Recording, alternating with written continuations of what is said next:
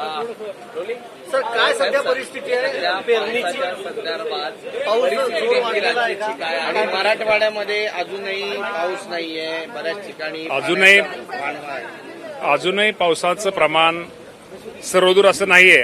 मुंबई परिसरात, मुंबई, ठाणे किंवा इथं घाटमाथ्यावरती पाऊस सुरू झालेला आहे. अजून इतर ठिकाणी पाऊस थोडा अजून कमी आहे.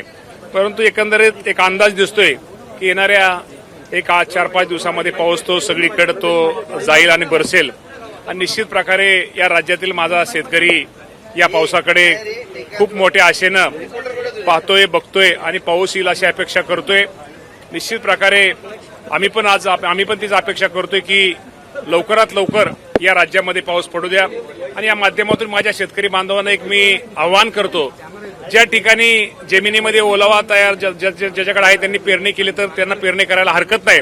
पण अजून ज्या ठिकाणी अजून जमिनीमध्ये ओल नाहीये अशा अजूनही त्या बाबतीमध्ये शेतकऱ्यांनी थोडं थांबून पेरणी करावी, पावसाचा अंदाज बघून पेरणी करावी, हे मी राज्यातल्या शेतकरी बांधवांना करतोय. परंतु निश्चित प्रकारे गेली 2 दिवस एक आशादायी चित्र या पावसाचं दिसतंय.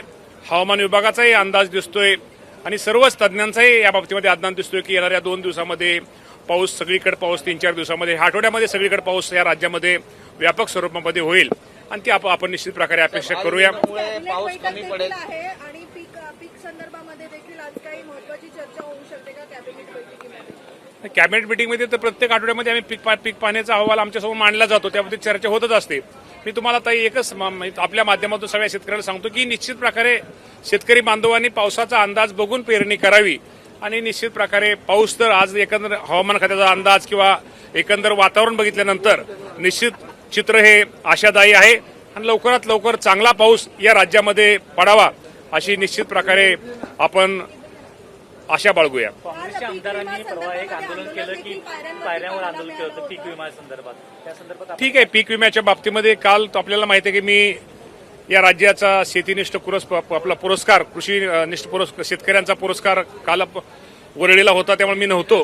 परंतु त्या आमदारांचं म्हणणं ऐकून घेईल आणि त्या बाबतीमध्ये निश्चित प्रकारे त्यांच्या मनात जे काही शंका आहे किंवा त्यांचे जे काय ते दूर करण्याचा प्रयत्न निश्चित प्रकारे करेल. शेवटी आम्ही सगळेजण शेतकऱ्याची मुलंच, आम्ही हे सरकार हे शेतकऱ्यांचं सरकार आहे, शेतकऱ्यांचं हित साधणारं सरकार आहे. या बाबतीमध्ये निश्चित प्रकारे योग्य तो मार्ग काढला जाईल.